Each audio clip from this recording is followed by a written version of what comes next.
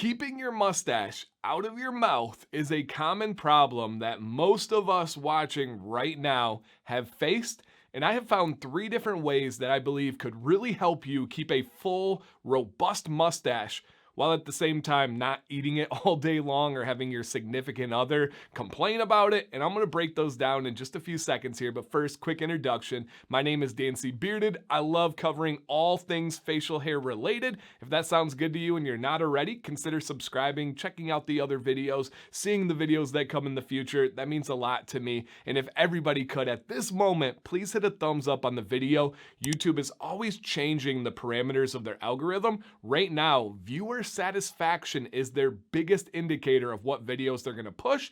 One simple way to show YouTube that you are satisfied with this channel and this video in particular is by hitting that free, it costs you nothing, like button. It really can make a difference. Shout out to the people that are always here, that are always supporting. I see you and I appreciate you guys. Okay, my 3 things. I'm going to go with heat, wax, and trimming. First one is heat.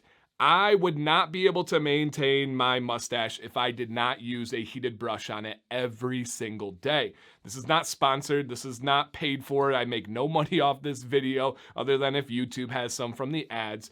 But what I use is the Aberlite Pro every day. I don't have lazy days where I take it off because my beard and especially my mustache feel terrible and look terrible without heat, right? You want to make sure you have oil on a damp beard, damp mustache, wait 5 minutes, then apply your heat.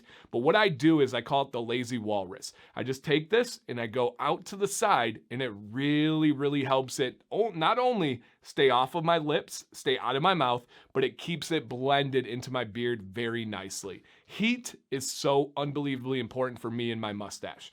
Number 2, I don't do this personally, but a lot of you do, and it will work if you need it to, and that would be using some wax. I have here just the first one I grabbed, the West Y. I've heard a lot of really legendary mustaches like this one or the mustache wear. I haven't heard from the mustache in particular, but the owner of the mustache say they really like this. Essentially, it's going to hold it in whatever shape you bring it to. I don't like mustache wax because I don't like that firm feeling. I don't want to have to wash it out. I'm not a fan of it for me. Now, have I seen other mustaches out there? I'm like, dang, they're killing it. That looks great. Of course. So if you want to really get something that's going to fully hold it out of your mouth, off your lips, mustache wax, especially a firm one like West Y, is going to do a great job. There's other great brands out there too that I've heard about, like Death Grip, like Can You Handlebar Secondary. I'm just not one that's tried these, so I don't usually make videos on them. And then the last one, of course, would be to trim. Get some scissors, get a trimmer, whatever you need to do. I did just trim mine up a little bit before this video. I'm not going to put it into this video because it was just kind of a spur of the moment thing that kind of led to the idea of this video as well. But I do have several mustache trim videos on the channel. If I can remember, I will put a link to them in the description so you guys can check them out.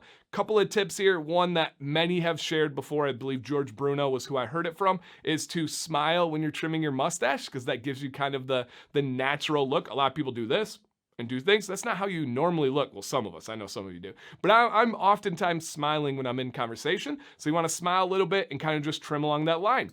What I do, my biggest tip when trimming my mustache, is I use my fingers as my measuring guides.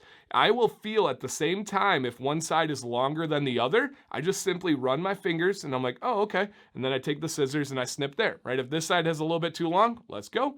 Whoop, and I just go at the angle of my mustache. That's it. It's a pretty simple trim. There's not a whole lot to it.